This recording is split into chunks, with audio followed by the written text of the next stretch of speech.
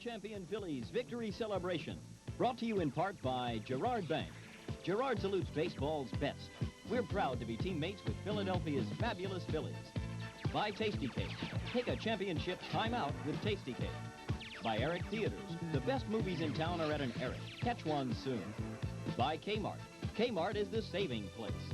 By Gulf and their new super unleaded gasoline.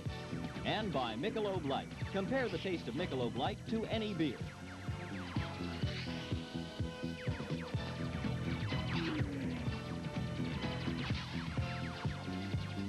You love the Phillies. Stay with us now here on Channel 17, your Phillies station. This is the moment we waited for so many years. Hi, Bob Bradley. The 1980 celebration of the champions. The 1980 Phillies are indeed the kings of baseball. We woke up this morning and discovered it really was true. Our dream came true. Last night, they reached the top of the mountain. Today, the whole city salutes. Stay with us. We're going to join you from time to time here at the studios at Channel 17. We'll be going out to the street and follow the parade route and, of course, that great moment of celebration when it all converges on JFK Stadium. The team is the best bunch of baseball battlers in this city's history. We've had teams that have come close. And today we're going to be talking to some of the heroes of the past who were denied that ultimate victory. And they'll join us right here in the studios. As I said before, we'll go out in the street, get a description from our reporters in the field. We'll also share the great moments of 1980, personal reflections, video highlights of this marvelous odyssey to the championship. Let's take just a moment now to bring in our four reporters. First of all, we're going to switch to Howard Eskin, who's at 18th and Walnut Street, and Howard's at the assembly area. Howard, if you can hear me, what does it look like right now?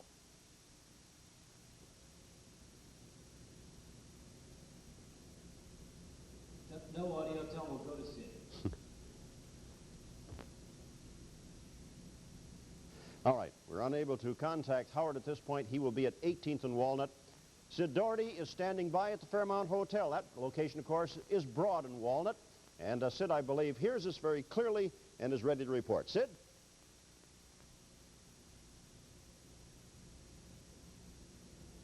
Comes to a ticker tape parade, but boy, Philadelphia is #1 when it comes to the toilet paper parade. It's hanging out of all the buildings here down on Broad Street. I'm at Broad and Walnut, right across the street from the Fairmount Hotel. You can't believe the enthusiasm of this crowd. If you're caught with a microphone in your hand and staring into a camera lens, it's worth your life because these people all want to be on camera. Philadelphia is to be congratulated on its celebration of the World Series champion Philadelphia Phillies because they've enjoyed themselves, but they haven't committed any mayhem. Like out in Pittsburgh, when they win the World Series, they have riots. Here in Philadelphia, they just have a good time, a good party. People throw things at you, cigarettes, all kinds of stuff. And everybody is happy. They're waving the Phillies banners. The blimp just went overhead, and that got a standing ovation. I got a standing ovation for nothing. And don't think I didn't love it. I don't know what I'm doing here. I don't like to be in crowds. I don't mind being in front of them, but I can't stand being in the middle of them. I've never been in anything like this before, and I hope to never be in anything like this again. I don't even know how I'm going to get home. But it's a nice time while I'm here. I'll probably be talking to you a little later from the Fairmount Hotel. So back to you, Bob Bradley. Sid Doherty, assailed by the slings and arrows of celebrating Philadelphia Phillies fans. And, of course, we'll be joining Sid from time to time throughout the morning. Dan Baker, who works with us on the Phillies Today telecast and also serves as the public address announcer at the stadium, has been enduring with the Phillies for many, many years. And Dan is part of our broadcast this morning. And he's set up at Broad and Snyder in South Philadelphia. Dan. Bob, here in the heart of South Philadelphia, the smell of good food is in the air, but that's overshadowed by the smell of victory and a Phillies World Championship. And all this morning in South Philadelphia, there's been a steady stream of cars down Broad Street, which was shut off to vehicles moments ago, and now it's a steady stream of well-wishers and people making their way to John F. Kennedy Stadium to celebrate the Phillies World Championship. And as we look up Broad Street, there's a big gang of people, a big crowd, and we can see hugging and kissing. It's good news and bad. The good news is the hugging and the kissing. The bad news might be the pickpocketing in this crowd situation. Of course, the 3 wallets that I've managed to acquire, I'm anxious to go open those. Bob, It's a great situation here, and this is Dan Baker in South Philadelphia reporting on Channel 17, your World Series and World Championship station in Philadelphia. Has a great ring to it. Thank you, Danny. And then standing by at JFK Stadium, where all of this build-up is going to culminate early this afternoon, and probably the greatest celebration of any sports victory in the city's history, is the multi-talented Gene Hart. Gene?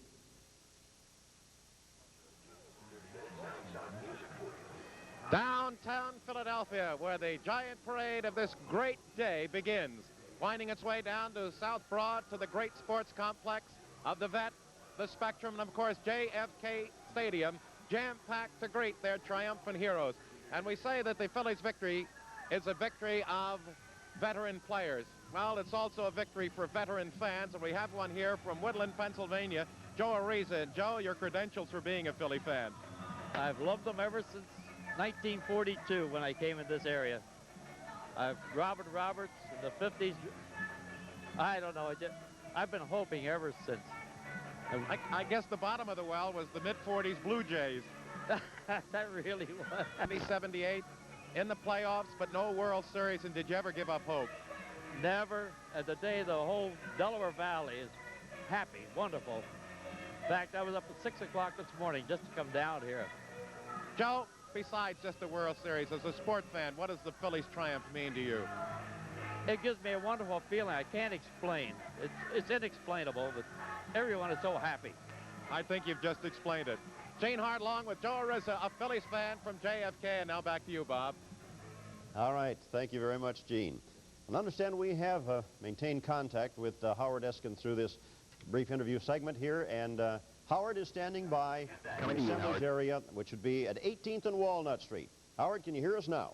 Yes, I can, Bob, and there's no question this is happening. The parade started at 20th and JFK Plaza in Center City here, and the parade is now moving along Market Street. They're now passing by 18th and Market, and all the players are on the floats, and Larry Boa is getting the crowd stirred up at the head of the float, and Mike Schmidt is there, Steve Carlton is there, Gregg Lazinski. The Fanatic is backing up the parade with all the procession of motorcycle policemen and the police paddy wagons, but it's obviously happening 10 to 20 deep along the sidewalks here on Market Street. They packed up quickly, and from 20th and Market all the way to City Hall, and I cannot see beyond that, but I'm sure they're packed up all the way to JFK Stadium. It is an unbelievable scene. The players are enthusiastic. The people are excited, and it's something that you just have to be here to believe. All right. Well, see, this is going to be a team effort one more time for the Phillies and the city of Philadelphia to carry this off very successfully. We'll be talking to a man who's very much involved in that right after this.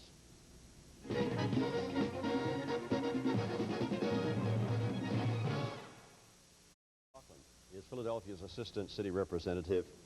The eyes of the nation are on Philadelphia today, Bill. We want this day to work. It's going to work, Bob. We're so proud and happy of our Phils.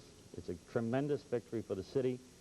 I think everybody in this city should be proud and happy because of the way the Philadelphia celebrated this victory. They did it with the same kind of style, the same kind of class that the Phils did. And we were delighted at the way things went at the stadium. Obviously, the people in the streets are having a great time, a good time.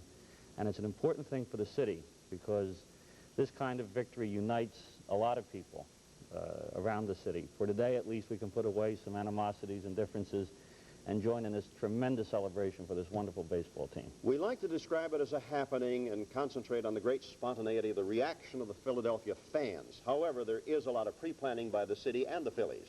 Well, yeah, we worked very closely with the Phillies organization. We didn't want to do anything that would hinder their effort. They know how to run World Series. We don't.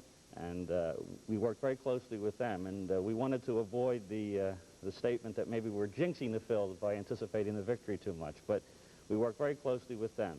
The security arrangements at the stadium, the security arrangements throughout the city today have all been coordinated with that organization. And it's been a pleasure to work with them, too, because they're winners and they're great to deal with. Don't know if you knew it or not, but after the ball game last night, Channel 17 had Mayor Bill Green on in the celebration with the players. And it's a great moment for the entire city. This means a lot to us. in terms of national prestige. Absolutely, absolutely. We're beginning a new era for Philadelphia in a lot of ways. This is a perfect way to begin it. We were delighted to see the mayor in the locker room, those of us who worked for him, as he got the champagne poured over his head. But it's a tremendous beginning for Philadelphia, and we have a lot to look forward to. The Eagles are coming along just fine, and the other sports teams in this city, so it's going to be a great year for Philadelphia.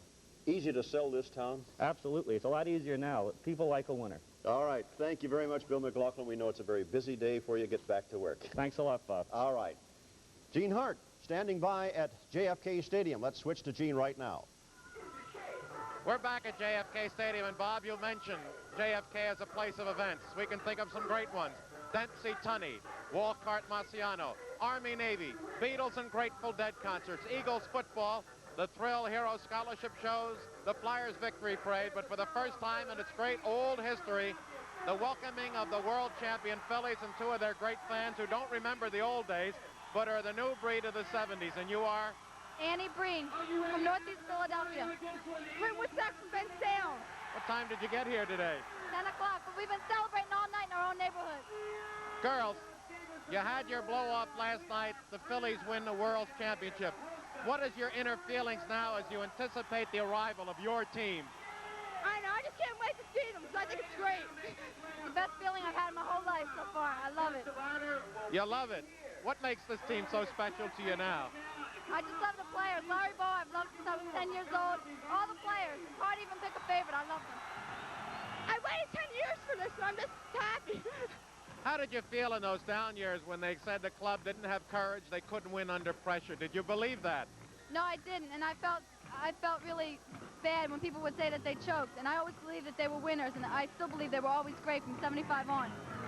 I think that if it was time for them to win before they would have won. I was disappointed when they lost, but I figured they'd come back, and they did. Last night, Pete Rose said that when he came to Philadelphia, the one thing the Phillies lacked was the killer instinct, and maybe he brought it. Do you agree?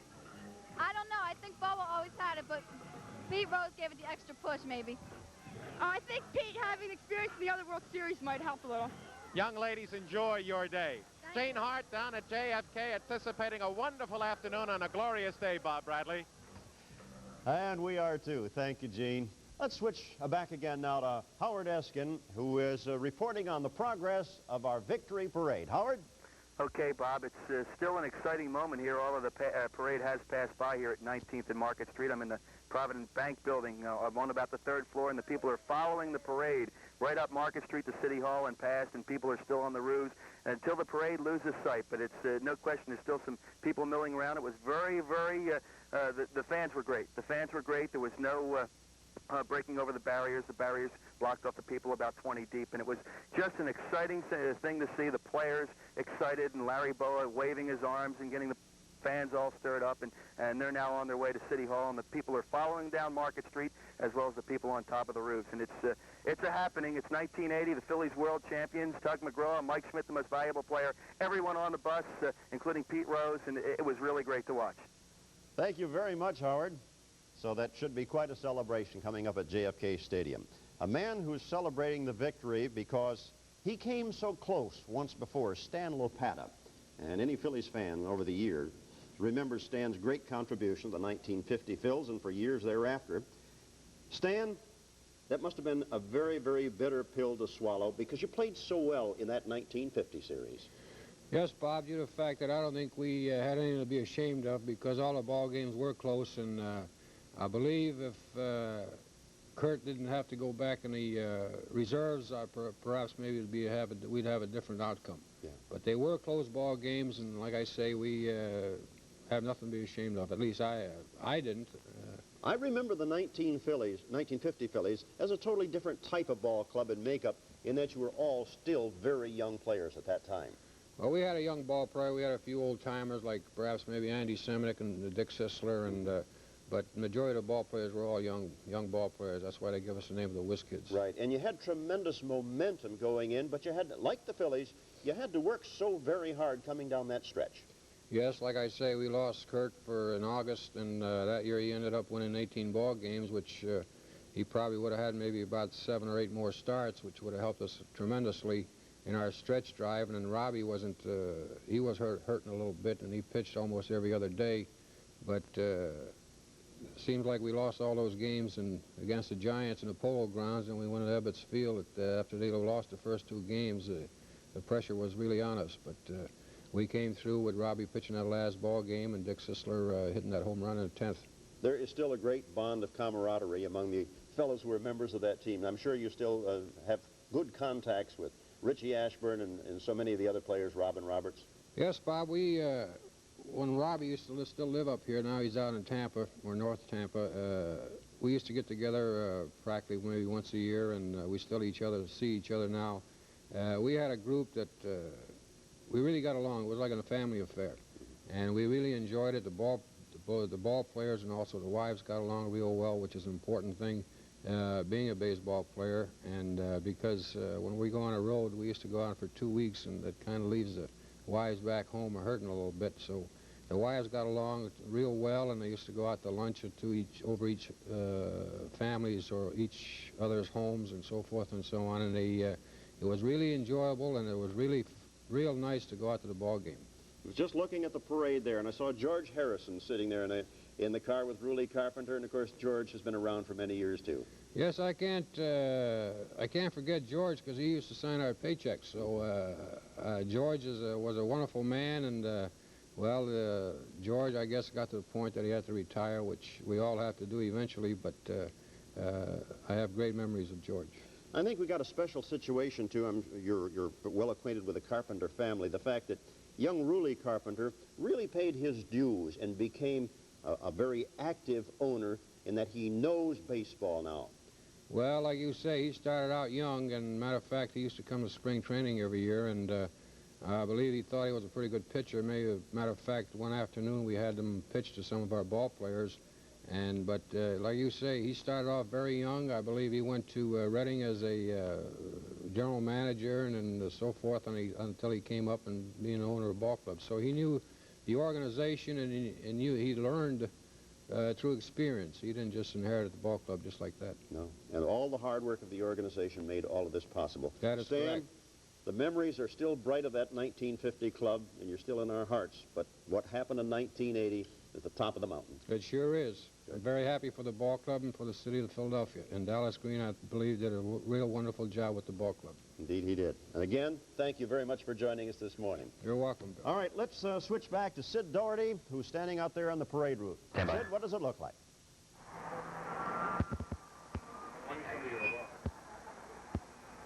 Go, Sid.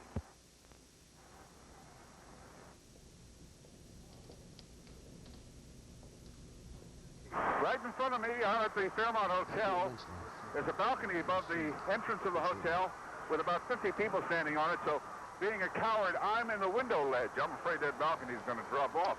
But there in front of me are the fine horse brigade of the Philadelphia Police Department, standing straight and still and true.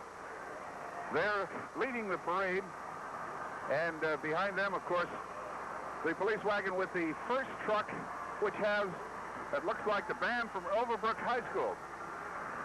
At least they're holding up an Overbrook banner, so I'm sure they're not imposters. But the parade has finally reached Walnut and Broad, the head of it, that is, and they've paused momentarily.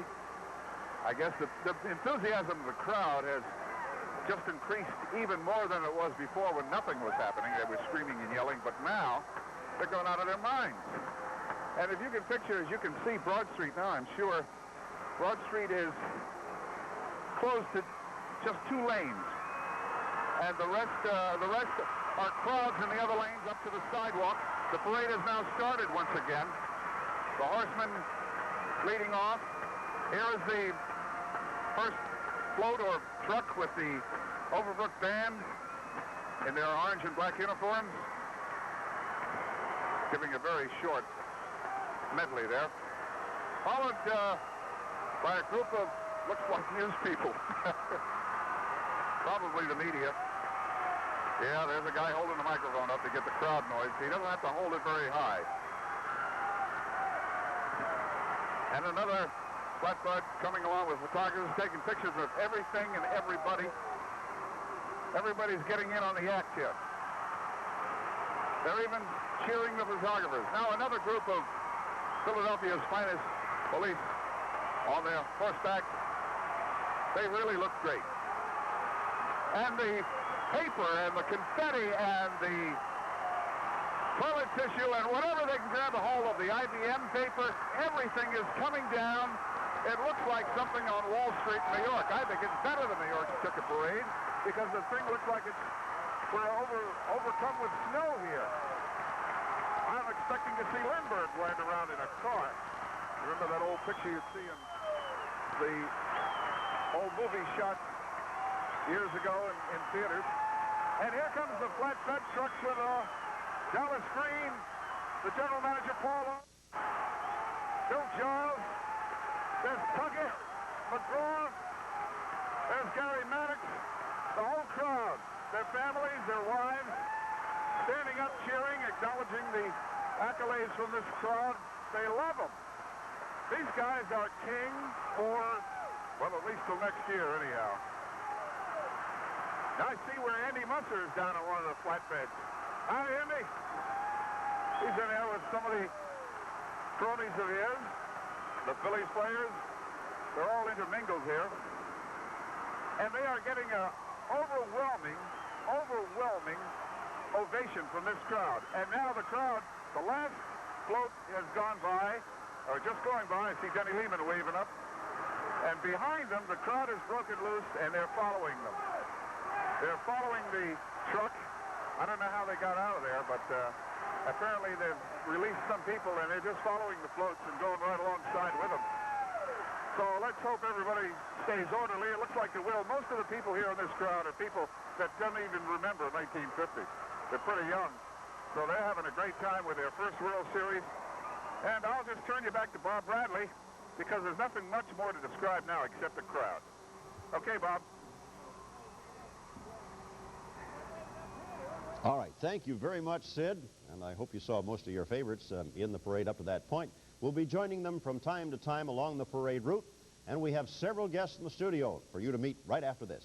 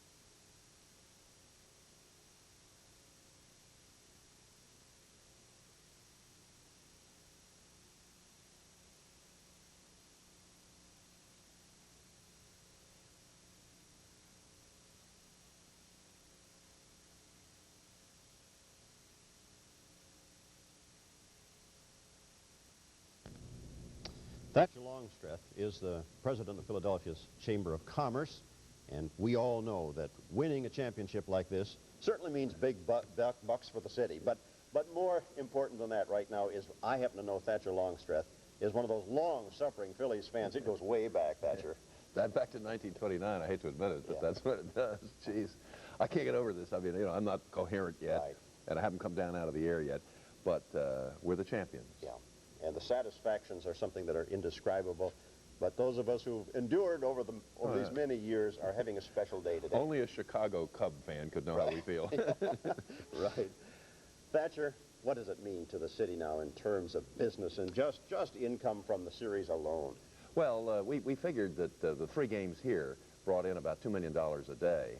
So you're talking about a $6 million income just from the result of the money that's spent there. But there's so many intangibles that add up to that. What is the value of national exposure on television for all those days, all the nice things that are being said about Philadelphia? A chance to let the world see that this city in the last 20 years has just been coming on like gangbusters. My God, it's worth a fortune. And if we can continue it, I think this is part of a great upsurge that's coming through Philadelphia at the present time. Winning the World Series puts the headlights right on it, but this is just the beginning of all sorts of good things that will have nothing to do with athletics, but will be profoundly affected by the victory that the Phillies won yesterday. We have a kind of a ball club, too, that endears them to the hearts of people across the nation because they were scufflers. They came from behind.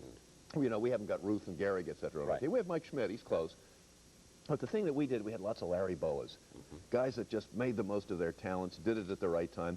And then we've got the greatest flake in the world in Tug McGraw. You know, we named the tugboat after him yesterday, and I was with him all day. And the guy absolutely charmed the crowd the whole time he was there. Those fellas, you know, all the fellas on the Phillies are going to be ambassadors of goodwill for the city during the upcoming year. And we can make that World Series work for us, well, right straight through the entire 365 days ahead of us. That's just the question I was going to ask. You will make this a selling point for Philadelphia. Oh, this will be, I mean, we're already answering our telephone, the home of the world's champions. And Pittsburgh, for example, when they had the Eagles and the Pirates last year, made this the #1 factor in the promotion of the city over the year. Obviously, we'll be doing the same thing with the Phillies, and hopefully with the Flyers and the 76ers and the Eagles. Yeah, we don't want to be greedy, but we have a path. I want to be greedy. I'm greedy, I'll tell you. Well, Thatcher, I want to thank you very much for joining us today. First of all, in the capacity of being president of the Chamber of Commerce, but also it's very gratifying to sit here with a long-time Phillies fan and celebrate this special day. I love your program. I love you. You did the most wonderful job. You're partially responsible for what happened, believe me. Oh, I believe it. Thanks again, Thatcher. More to come on the Phillies today, right after this.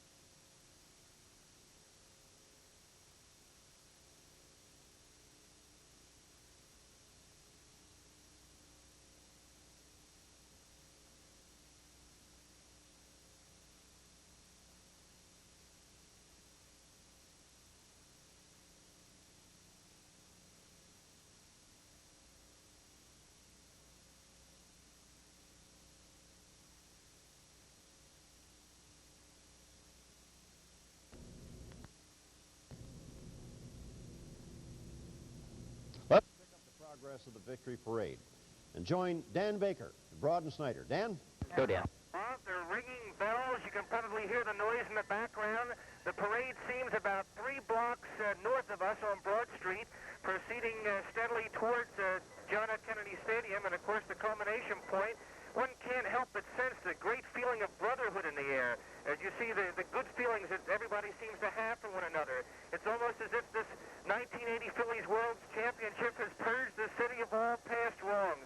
It's a great, great feeling, this victory that has wiped away a century of baseball frustration, and these people are eagerly awaiting to greet the conquering heroes, the 1980 Philadelphia Phillies. This is Dan Baker on South Broad Street. All right, Danny, sitting with me is the unmistakable Eric Gregg. Philadelphia's own contribution to the National League Umpire Corps, and it's over now. We're Philadelphians. It's very satisfying, isn't it, Eric?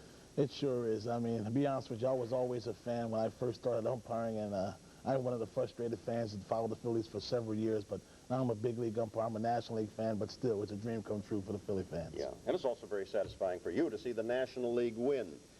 Eric, there weren't too many controversial calls in this series. No, I honestly thought, Bob, that the umpires did a hell of a job. I mean, there were several tough plays. I remember the fly ball that Baker McBride had in left field, and instant replays proved again that shows it's a matter of doubt that we're right. But several people were second-guessing the umpires, but I thought the situations and the close plays at first base that our guys did one hell of a job. And, of course, Baker McBride is a great put-on, and he came up with a classic answer, I don't know, I had my eyes closed. I mean, that's a great banquet line right there. Right.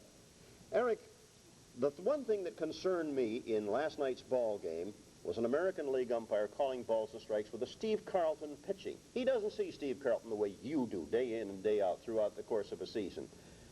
Is it tough to call a ball game with a breaking ball pitcher like Carlton out on the mound? It's very difficult if you're not familiar with the pitcher. And the umpire's job is, right before the game, to get together with the other umpires in the National League, and we'll sit down and we'll talk. We'll say, gee, what kind of pitches does this guy Steve throw? Does he keep the ball low? Does he like to work the guys inside and out? Does he have a good fastball? Does Boone give you a good shot? And it's one of the main things that umpires always goes over. We always talk this, and we discuss this before each game, especially when you're seeing a new pitcher for the first time. Let me ask you this. Is it a long ordeal to come up from the minor leagues into the major leagues as an umpire, as it is for a ball player? And are there certain goals and objectives to attain? It's extremely difficult to make it to the major leagues as an umpire. I mean, it's only 56 of us in the whole entire country. And there are kids out nowadays that see myself or they see around Luciano that made it pretty good in baseball, and they think right away they can come right in the sand last week of a major league umpire. But it's a long, hard battle. But the thing about it, if you really want to do it and you stick to your guns and you keep your nose clean, you can become a major league umpire. Eric, we're proud of you. Thank you for the great contribution you're making to baseball, and good luck. Thank you very much, Bob. I enjoyed your show. Thank you. More to come on our salute to the 1980 world champion Philadelphia Phillies right after this. Yeah, much obliged. Yeah. Watch.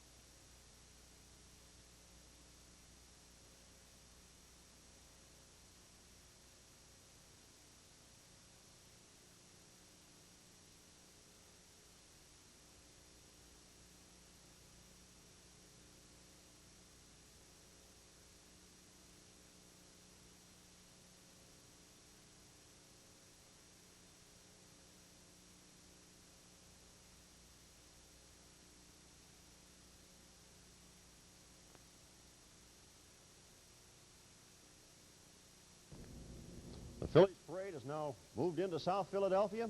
We'll call in Dan Baker again. Dan? For the most part, we're still waiting for the parade to make its way down South Broad Street. And I must say that most of the people here congregated in South Philadelphia are very appreciative that the parade is moving slowly. One of the complaints they voiced to me earlier was that when the Flyers were the Stanley Cup champions and they wanted to celebrate, the floats with all the stars moved a little too quickly. And they want a chance to watch their heroes and see the world's champions and look right into their faces and recognize each and every one of them. Of course, they're not wearing their uniforms. They're in civilian clothes. And these people want to just go up there and be as close to them as they possibly can. Of course, they'd like to touch them if they possibly could. And you have to say just everything good about the police. What a fabulous job they did at Veterans Stadium. The whole country saw the great compassion that the Philadelphia baseball fans had for the Phillies. And, of course, they did not damage the stadium in any way. And they were enthusiastic, yet not destructive. And we here in Philadelphia are so very proud. There's a shot of the large crowd in front of St. Agnes Hospital here at Broad and McKean Streets in South Philadelphia. And look at this shot from above. What a throng on South Broad Street. And these people, thousands and thousands of them, are prepared to accompany this parade route right into John F. Kennedy Stadium. They're proud to be a part of this parade, Bob, in South Philadelphia. Right, thank you very much, Dan. Mage McDonald was with the Philadelphia Phillies back in 1950, working with some very young pitchers. Came awfully close. And he's still with the Philadelphia Phillies today, and he'll be our guest right after this.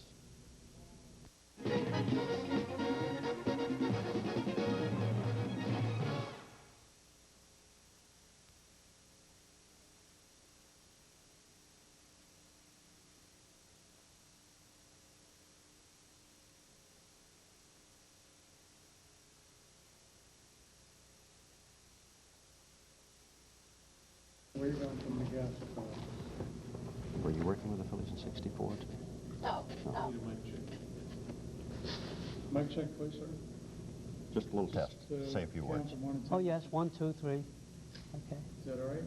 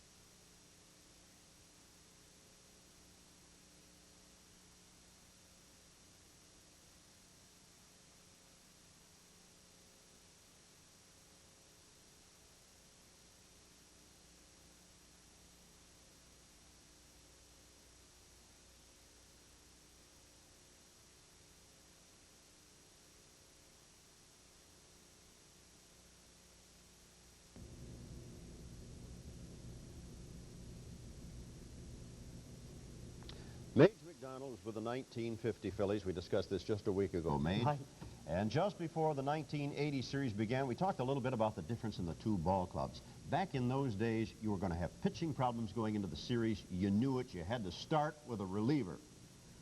Yes, it was a tremendous thing, Bob, for Eddie Sawyer to start Jim Constanti, who never started a major league ball game, a big league ball game in his life. He always came in relief, and he started this ball game and did a tremendous job. You just lost Curt Simmons to the service? Lost Curt Simmons to the service. Bubba Church was hurting.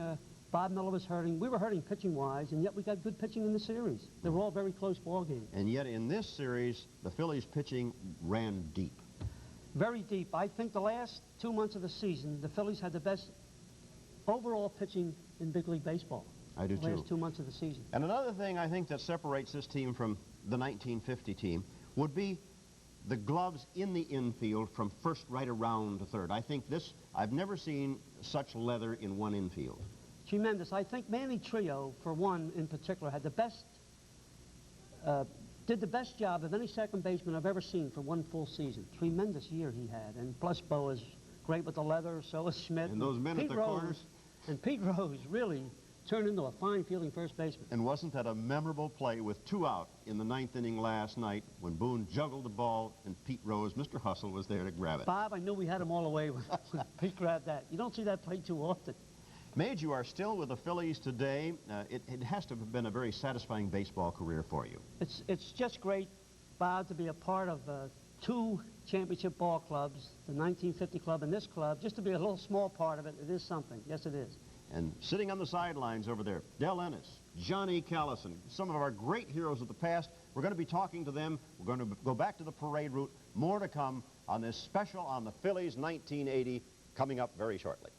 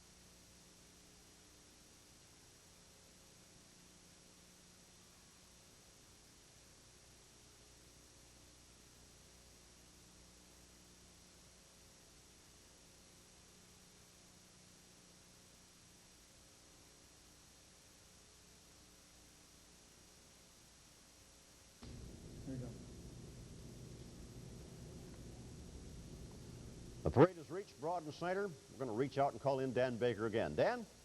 Well, that parade is getting closer and closer, and the lead vehicles, the vanguard of this parade, have passed us. That would be the flashing lights on the police vans and police cars, and some of the official automobiles of the city have passed us, and they have bullhorns, and they're warning the people to please stand back. They want to be so careful that nobody would be injured, and of course the crowd has been very cooperative, very mannerly, very orderly. Again, the police doing an outstanding job. Maybe in the background you can hear chants are going up. They're cheering for the Phillies. Who are the best? The Phillies. Who are the world champions? The Phillies. They love their Phillies, and in just a few moments, the people of South Philadelphia are going to be seeing the world champions of 1980. Bob, in just a few moments, we'll be getting a chance ourselves to look at the 1980 Phillies, and right now we go back to Bob Bradley at Channel 17. Thank you, Danny. It's Bob Bradley and John Callison. John, it really happened this time. Well, you know, we come close. Oh, yeah. But in 64, of course, is just etched in our memories. And we look back on it, and, well, you kind of remind me of the scramblers we had this year, because I remember you battling down that stretch, and, of course, the last day of the season.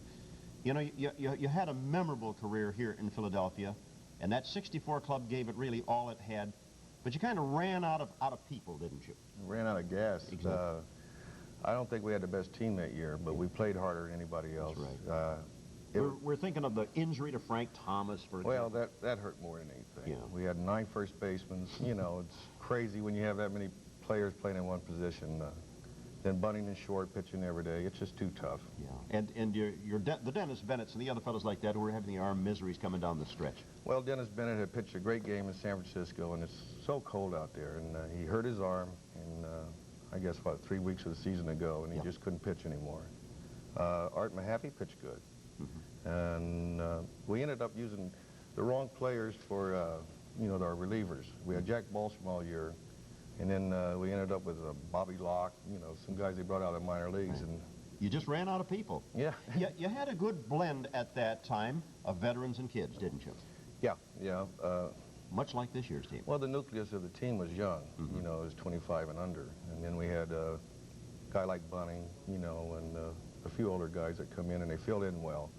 I think it just like you said, ran out of gas. And John, when we look back in those years, what happened in the following years, 65, 66, 67, when you tried to win it by adding 1 or 2 veterans, it didn't work, did it? Well, that's what you do. You end up getting rid of the young players, and you get the older players that have a year left or 2 years, and then all of a sudden you don't have the club there anymore. You got to keep bringing kids in, and I think Dallas Green did the best job of doing that of any manager I ever saw. Put you out on the limb right now, John Callison. What do you see as a future now for this ball club? Can they do it again? Sure. Yeah, I can see these young pitchers coming through. It's the main thing. They got to get somebody to go with Carlton, you know, a little more. And I like these young boys. They throw hard. They'll get their confidence, and they'll be right in there. Thank you for sharing this very memorable day with us, John Callison. Thank you. I'm so happy. Good. More to come on our special TV celebration of the Phillies' victory right after this.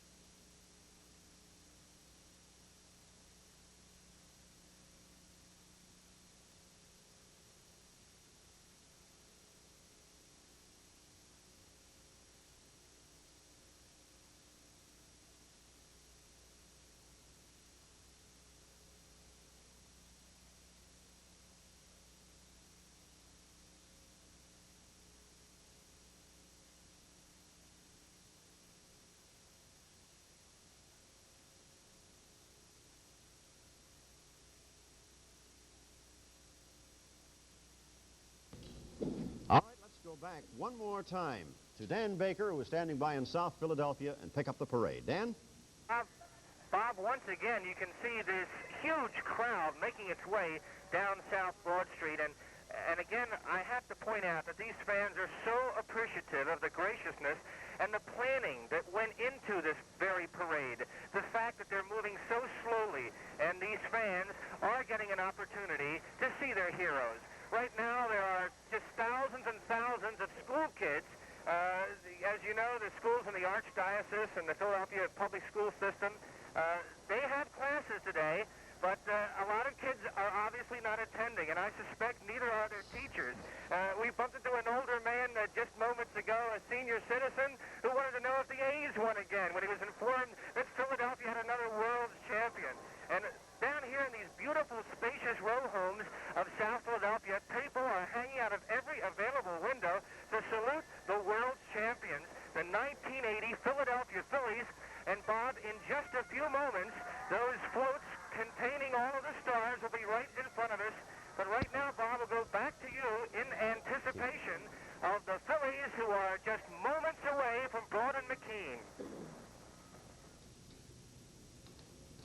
Del, in 1950, was it anything like this? Well, it was similar, only it was only one thing, Bob. We didn't win it.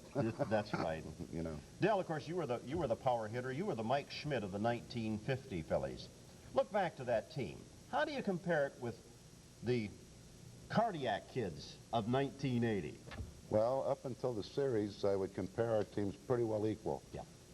It's just like going back 30 years ago. It just seems like it happened you know, this week. And your games were all close games. They were all real close ball games. 1-0, 2-1, 3-2. Yep, they were fine games. Earlier we talked to Stan Lopata, we talked to Mage McDonald about the 1950 club, and perhaps one of the major differences was at the time that you went into the series, you didn't have the depth of pitching left, did you? No, we were just about worn out. We had a few injuries, and Kurt wasn't with us. He was in the service, and Robbie was getting a little tired pitching every other day, but I think if we had won it a few days ahead of time, we would have come out a lot better in the World Series. At that time, I was living in an American League city, but I was still a Phillies fan. I'd followed the club, you know, from the late 40s on. And they were finding little gems in the rough at that time, weren't they? Right. You'd played in the service. You were a great find. Fellas like Robin Roberts were taken off a college campus. Richie Ashburn was coming up. It must have been a very exciting and a building time for the 1950 club. Well, it was a bunch of young kids. We had Goliad in his first year, and we had some experienced players like Wakes and Sisler and those fellas. Plus, I had about 2 or 3 years under my belt, and Willie, we all come up more or less together, and we just gelled all at once. Now, the question is, since it was such a young team, and the prognosis was that they were going to be a dynasty, what happened in the succeeding years? Why didn't you stay on top?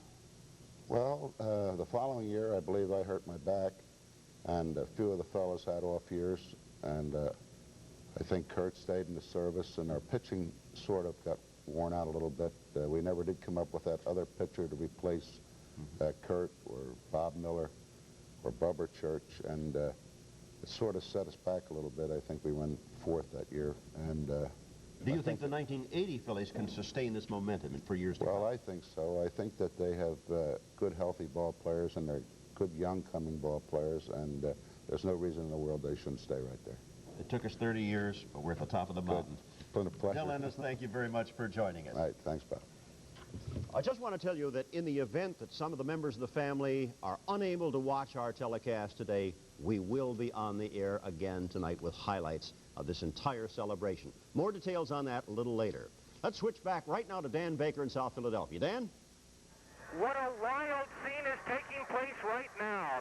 Police Commissioner Morton Solomon, Wilson Good, the city commissioner, of course, leading the parade. Now, here come the Phillies executives. Here comes a float containing the radio and television media, the newspaper media, and now we can see the Phillies coming into view. And look at this shot from overhead. You can see the beautifully decorated floats containing all of the dignitaries high above Broad and Moore Streets. That's right on the corner of Broad and Moore. With that overhead shot, now we switch back to street level, and here they come. And, of course, in the first group, here's Dallas Green motioning his way up here, Sylvia, Keith Carpenter, Bill Giles, Tug McGraw. Now, they're not on camera yet. They're going to pass in front of our camera location in just a moment, and we'll try to point out some of those dignitaries. Look at this crowd shot. Do you believe this? South Philadelphia greeting the heroes, the world champion Philadelphia Phillies. And as a lot of the members with which we have the privilege to work, there's Billy DeMars, Katie DeMars, Mike Ryan, Lee Elia, the coaches. My wife saw one of these floats with the employees, Kathy Baker, and of course all the employees basking in the glory of the World Championship. The front office people, part-time personnel, they've all been allowed to take place. Here's Kathy and the rest of that good sales office. They're looking over here. There's newspaper headlines being held in the air. This is just an incredible scene. There are people parading down Broad Street with pictures of the players. There are people dressed up in uniforms. There's one guy that's dressed up like Harpo Marx, complete with the fright wig and the horn and everything else. Somebody else is asking where Governor Thorndike is, but we'll permit him that mistake if he doesn't know the governor's last name. They are so excited here in South Philadelphia. There's Bob Boone, there's Bill Giles and Dallas Green, Willie Carpenter and George Harrison, Larry Bowler holding that big one finger up in the middle of your picture. Look at Del Unser, what a big pinch hit. Mayor Green, Mike Schmidt with his little child. There they are, the Philadelphia Phillies. They've arrived at Broad and McKean in South Philadelphia. Here comes an employee's float. They're pointing, there's Gregg Gross pointing right at our camera. And look at all of the Phillies employees are so happy. Bob Walk in the cowboy hat. Here we are, once again, see that crowd making its way down Broad Street. There's Rita Clark, a receptionist just retiring after many, many years with the Phillies. And once again, we look at this huge throng as it accompanies the floats and the parade down South Broad Street. And of course, shortly we'll be taking you to Gene Hart at John F. Kennedy Stadium on the triumphant arrival of the 1980 World Champions. But right now, we're watching as the parade slows momentarily, and these people love every minute of it. Look at them crowding around. They want to get in the cabaret too, and you can see some people look like leftovers from the New Year's Day parade and the mummers, and that's what it looks like. It's the New Year's Day parade, the great Philadelphia Thanksgiving parade, all rolled into one. And again, look at how hospitable everyone is to one another, and that's a most gratifying thing here. There's no destructiveness on the part of anybody. A great planned parade on the part of the police and the city government, and of course the Philadelphia Phillies. And we have the dignitaries from all walks. There's the Philly fanatic, the symbol of the great good times that we've enjoyed here with Philadelphia baseball. Oh, his heart. He's fainting and enjoying every minute of it. And he's amidst an adoring public here in South Philadelphia near St. Agnes Hospital at Broad and McKean Streets. This is Dan Baker reporting for your World Series station in Philadelphia, Channel 17. Okay, Bob. Thank you very much, Danny Baker, for that beautiful description. A glorious celebration. The whole city turned on, and everybody tuned in. Don't forget to tune in tonight at 8 o'clock. We'll bring you the highlights of this very special day. Standing by with me in the studios now is a gentleman who has endured 1950, 1964, and he's with us today to celebrate this ultimate victory. Bill Campbell. We'll be joining Bill right after this.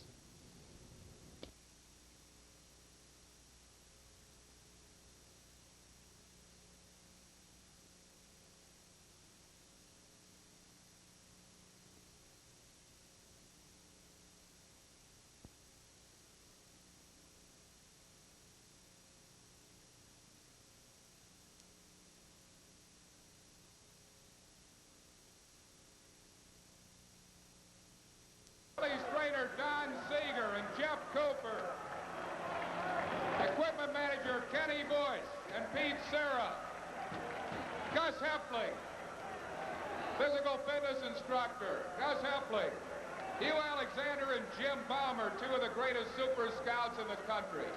They helped bring the club here. Jack Pastore, director of scouting, Howie Bedell, Andy Musser, broadcast colleague, Tim McCarver, Chris Wheeler, Steve Silverman, Rich Ashford, Andrew Clark. And now the guys that brought, for the first time in 97 years, a world championship to Philadelphia. He got us here by winning the 5th game of the playoffs, Dick Ruthven.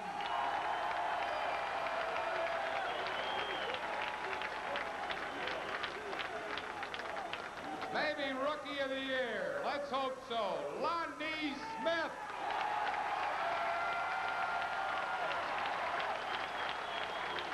Another young man who did a great job for the Phils. Behind the plate is a pinch hitter, the Longhorn, Keith Moreland.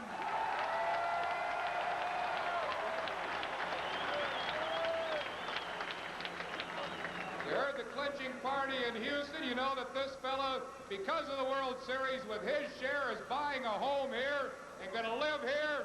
Ramon Aviles.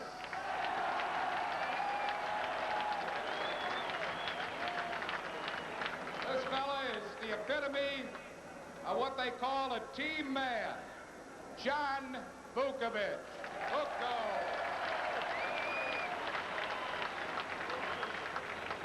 No relation, another rookie, used primarily as a pinch hitter, the toughest job in baseball. He did it well.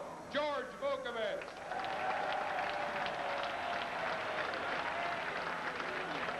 Alice Green said the biggest hit in Game 5 of the playoffs against Houston was a bunt single, laid down by Gregg.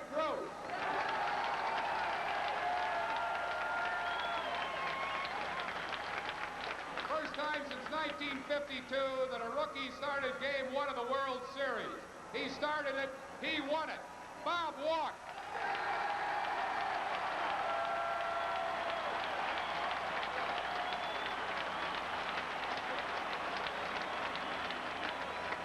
Fellow that came out of the bullpen during the playoffs, during the World Series to get the job done, Dickie Knowles.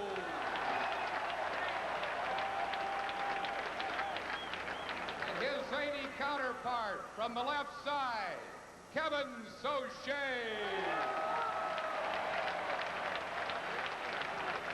Well, the question is whether this fellow would ever pitch again. He missed the last 2 years. He worked hard. He came back. He helped this club win the World Series. Warren Brewster.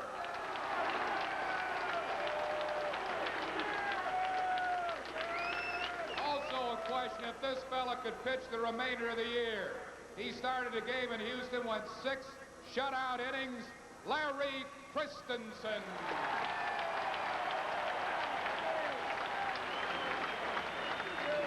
How about the young man that started game 5? Was only up to the big leagues for a month, started game 3 or 4 of the World Series, 5 of the World Series, Marty Bystrom.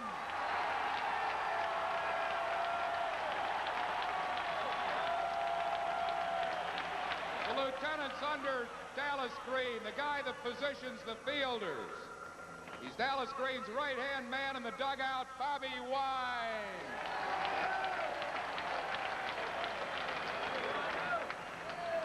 Third base coach, Lee Elia. Pitching coach, Herm Starrett. Bullpen coach, ex-Phil, Irish Mike Ryan. Batting instructor, Billy DeMar. First base coach, Ruben Amaro. Batting practice pitcher extraordinary, Hank King. The guy that takes care of all of our travel, all of our hotels through the last 3 weeks has done a magnificent job. Eddie Ferenz, Eddie Spaghetti. Philly's director of publicity, Larry Shank, who just handled the media as well as he could possibly do. Now, in this flow, guy that started the game last night won it. He's going to be the Cy Young Award winner, Lefty Steve Howe.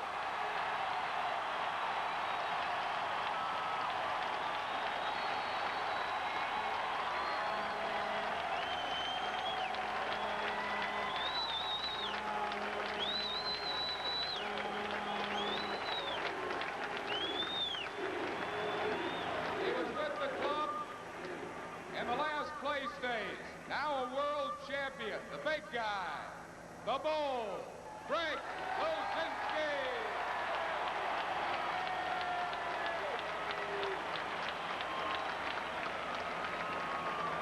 What a job the next fella did in 1980 for the Phillies, playing right field on a couple of bunged up knees. All he did is drive in more runs than he ever had in his career. Shake and bake McBride.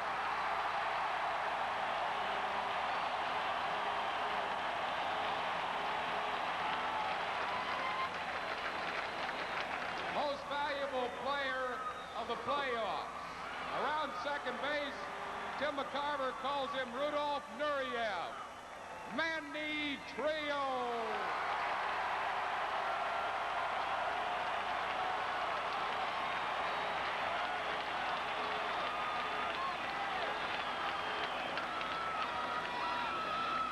Game against Houston, which got the Phillies in the World Series, and a slide at home plate. Our catcher was injured badly.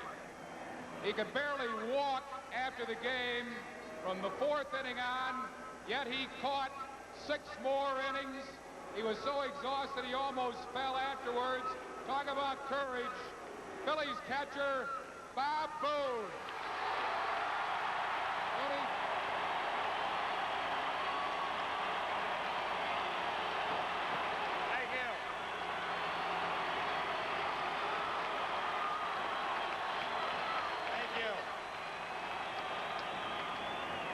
just want to thank all of you people for allowing me to earn a living playing a game that I love, and to give me the opportunity to stand here today as part of a world champion. Thank you.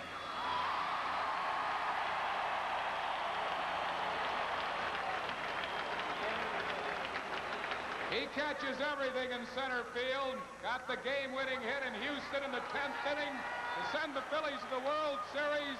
Gary Maddox.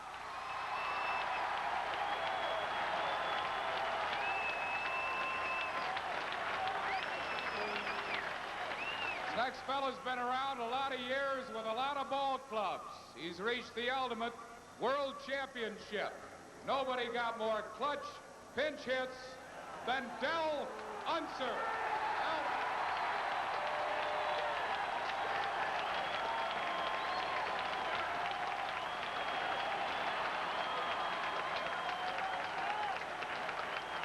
We are finally number one.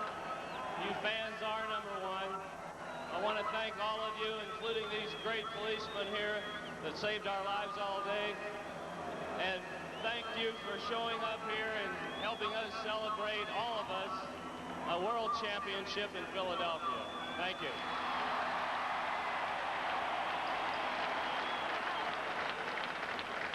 Next fella's battled all of his life, from the time he was 5 years old, to win a world championship. He's battled just about everybody, and he's a winner. And he certainly proved it in this World Series. Phillies shortstop, Larry Bowa.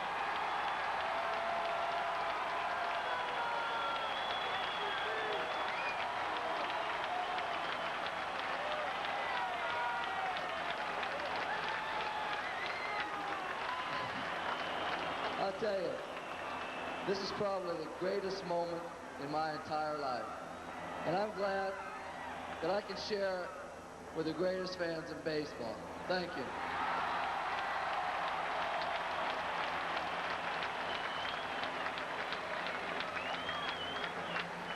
Most valuable player of the 1980 World Series. He'll be the most valuable player of the National League. Michael Jack Schmidt.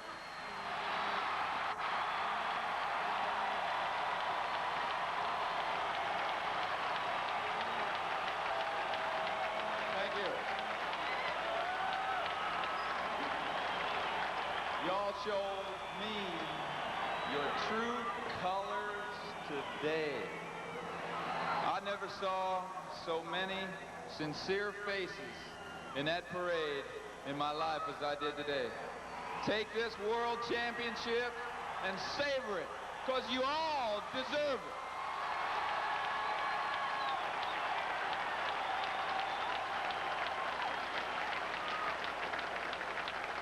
He's been through a few World Series with the Cincinnati Reds. We're sure glad we have him on our side.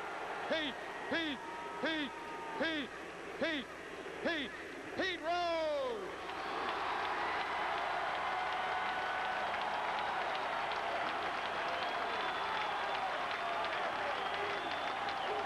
Thank you.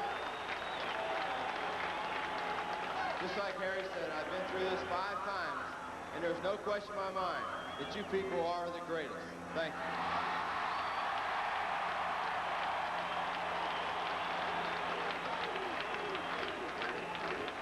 Well, as was the case all year against Montreal in the playoffs and the World Series, who's going to finish it? Who's going to finish the celebration? The 1-2 pitch to Hal McRae, swing and a miss, struck him out. Tug McGraw.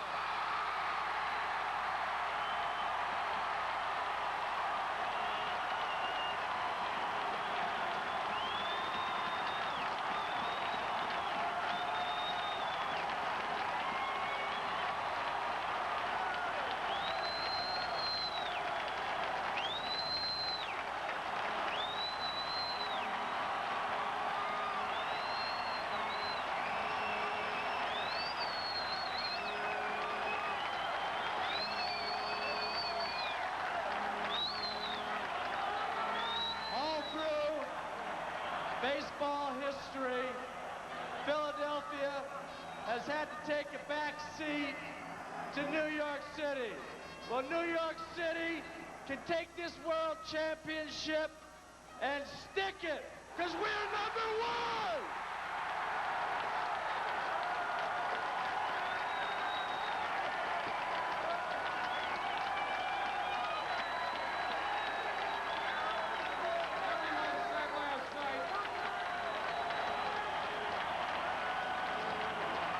Everyone said last night, players, front office personnel, that they couldn't quite get the feeling. It wouldn't sink in until tomorrow. You millions of fans have really made it sink in. We love you. Thank you so much. Most beautiful fans in the country.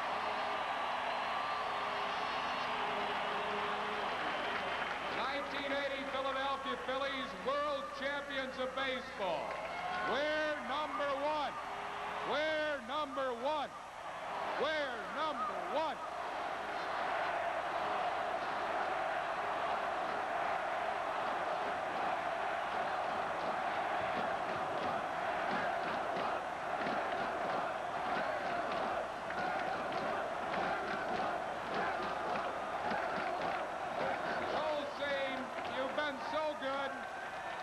You've been so good through the parade, through this ceremony. Thank you. Please leave in orderly fashion. God bless you. We'll see you in 1981. Thanks a lot. You're beautiful.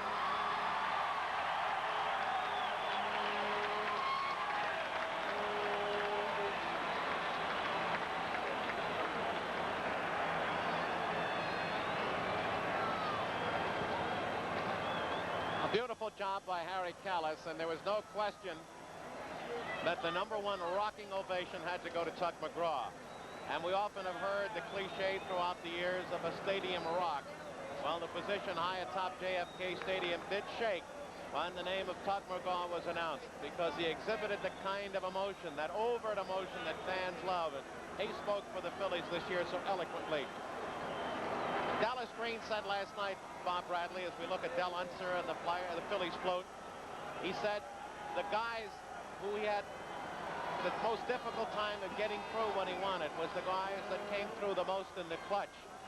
And you had such an outpouring of emotion from the likes of Larry Boa and Mike Schmidt. And you sense perhaps, Bob, that over the period of years, as Saturday's child, the Phillies, who had received so much abuse for conduct on the field, for their reticence with the media, for their failures to win world titles or playoffs, you think perhaps that they built the shell of defensiveness around them that really made it impossible to display their emotions as they have today. But that shell is gone, and what a joy it was to hear them, and for Mike Schmidt and for Larry Boa, who 3 weeks ago said the worst fans, now meaning the best fans, and realizing that no longer is that on his back. And Mike Schmidt has been so resident. There's Bob Boone, and really, as we said, unable to move after games 5 and 6 concluded because of the fatigue and pain. His lovely wife, Sue, now going to enjoy the best summers of their lives. Bill Green again, the mayor, as the fans start to leave. Part of this magnificent ceremony here today in the city of Philadelphia on a glorious day, the third such tribute to a sports team in history. And Bob Bradley, we're happy to have been here to take this part of Channel 17's activity. Gene Hart from JFK to Mr. Bradley back at the studio.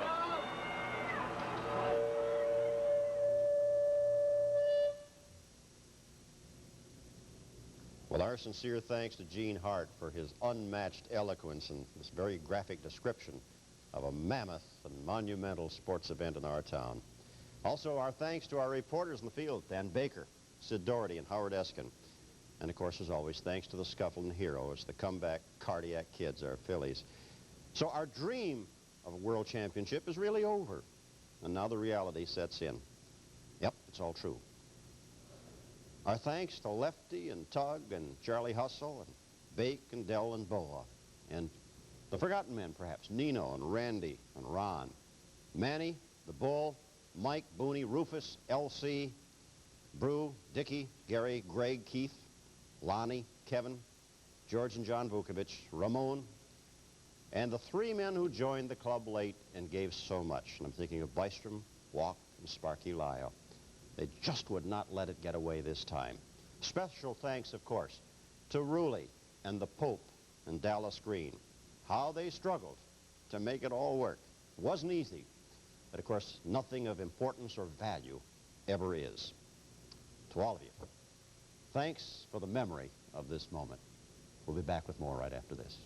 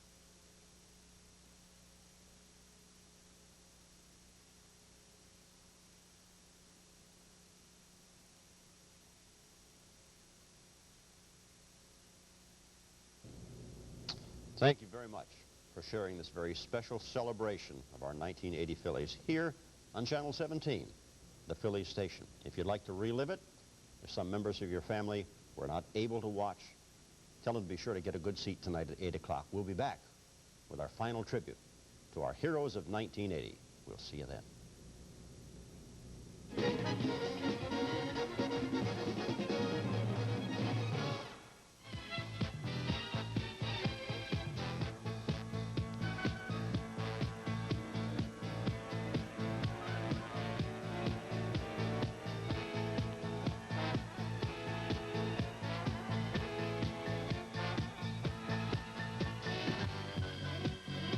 The World Champion Phillies Victory Celebration, brought to you in part by Girard Bank.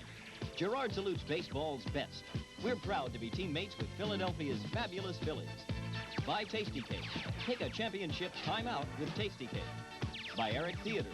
The best movies in town are at an Eric. Catch one soon. By Kmart. Kmart is the saving place. By Gulf and their new super unleaded gasoline. And by Michelob Light. Compare the taste of Michelob Light to any beer.